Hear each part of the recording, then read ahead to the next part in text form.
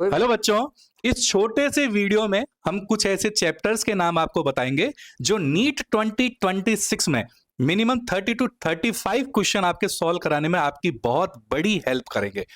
अगर मैं फिजिकल और इनऑर्गेनिक की बात करूं तो प्रायोरिटी ऑर्डर में सबसे नंबर 1 पर आता है आपका केमिकल बॉन्डिंग, जो 5 से 7 क्वेश्चन हर साल देता है। नंबर 2 पे आता है कोऑर्डिनेशन कंपाउंड, जो 3 से 4 क्वेश्चन देता है। नंबर 3 पे आता है आपका केमिकल काइनेटिक, ये 3-4 साल से एनटीए ने इसको ट्रेंड पे रखा हुआ है और ये छोटा सा चैप्टर 3 से 4 क्वेश्चन दे रहा है। नंबर 4 पे आता है सॉल्यूशन, एटलीस्ट 2 क्वेश्चन। और नंबर 5 पे आता है आपका इलेक्ट्रोकेमिस्ट्री, जो 2 से 3 क्वेश्चन देता है।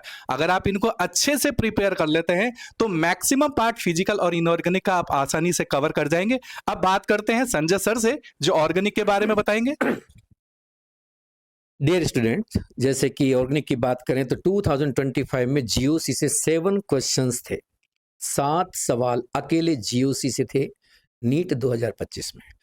अब इसका मतलब आगे क्या करना है 2026 के लिए भी मैं आपको ऐसा ही एक सीक्वेंस बताने जा रहा हूं। बस उस सीक्वेंस को फॉलो कीजिए और नीट क्रैक है इस बार की, घबराने की जरूरत नहीं। जीओसी कम से कम 7 से 8 क्वेश्चन इस बार फिर से रिपीट होने वाले हैं, जिसमें से आपको आईयूपीएससी का भी विशेष ध्यान रखना है। इसके अलावा आइसोमेरिज्म, जिसमें अपने को स्ट्रक्चरल आइसोमेरिज्म पे फोकस करना है। इसके अलावा इलेक्ट्रॉनिक इफेक्ट्स पे आपको फोकस करना है, जिसमें आई इफेक्ट और एम इफेक्ट के क्वेश्चन बनने का चांस बन रहा है। इसके अलावा आप आ जाइए रिएक्शन और उसके मैकेनिज्म पर। मैकेनिज्म तो वैसे भी आपको करनी होती है, क्योंकि आगे जितने भी चैप्टर हैं उनमें मैकेनिज्म की बहुत जरूरत पड़ेगी।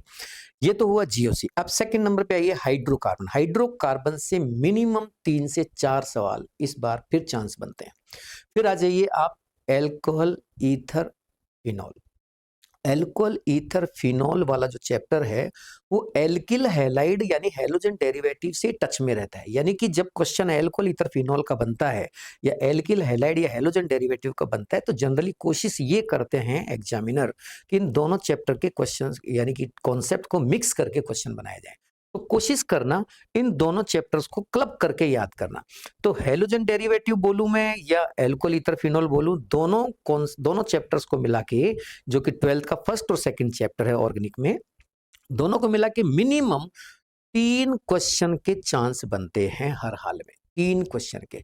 अब बात करते हैं aldehyde ketone, carboxylic acid and their derivatives. कम से कम 2 से 3 सवाल इस चैप्टर से बनते हैं।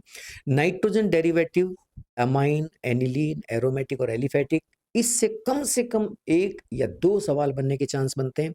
फिर आ जाइए बायोमोलिक्यूल। बायोमोलिक्यूल में ग्लूकोज फ्रक्टोज की स्ट्रक्चर, प्रोटीन्स की प्राइमरी सेकेंडरी टर्शरी स्ट्रक्चर, इनसे अच्छे से पढ़िए। इसके अलावा कार्बोहाइड्रेट्स के टाइप, कार्बोहाइड्रेट्स के लिए कौन सी रिड्यूसिंग जो है शुगर है, कौन नॉन रिड्यूसिंग शुगर है, इसके एग्जाम्पल कीजिए। ये भी एक ऐसा चैप्टर जो आपको बहुत अच्छे नंबर दिला सकता है। लगभग 1 या 2 सवाल इस चैप्टर से आ सकते हैं। अब बात करते हैं ऑर्गेनिक केमिस्ट्री, जो कि प्रैक्टिकल की काम आती है, यानी कि पीओसी जिसे आप बोलते हैं, प्रैक्टिकल ऑर्गेनिक केमिस्ट्री।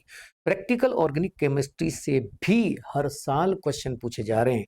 और मैं आपको बता दूं कि जैसे जैसे कोर्स में कटिंग होती जा रही है, जैसे 2024 में कट लगा, उससे पहले भी कट लगा, फिर 2024 में कट लगा, उस कट लगने के बाद पीओसी को अलग से डाल दिया एनटीए ने अपने नीट के सिलेबस में। तो पीओसी प्रैक्टिकल ऑर्गेनिक केमिस्ट्री को हल्के में ना लें, बहुत अच्छे से ईमानदारी से इस चैप्टर को पढ़ें। कम से भी कम नहीं तो 2 सवाल इससे डायरेक्ट मिलेंगे। ये रहा मेरे केमिस्ट्री ऑर्गेनिक का, जिसे आप फॉलो कीजिए। यकीनन आप ये मान के चलिए पूरी केमिस्ट्री के अंदर ऑर्गेनिक का जो भी पार्ट आएगा वो आप 100% सक्सेसफुली अटेम्प्ट करेंगे। अब बात करते हैं अपने चहेते देव सर से फिजिक्स के बारे में, वो क्या कहते हैं।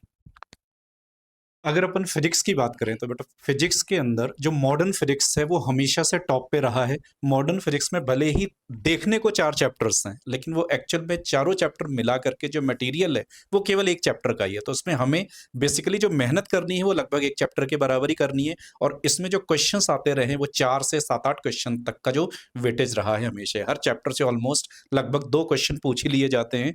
इसके अलावा जो वेव थ्योरी चैप्टर है, जो 11th का सबसे लास्ट चैप्टर है, इसमें इसमें से भी 2 से 5 क्वेश्चंस का वेटेज रहता रहा है।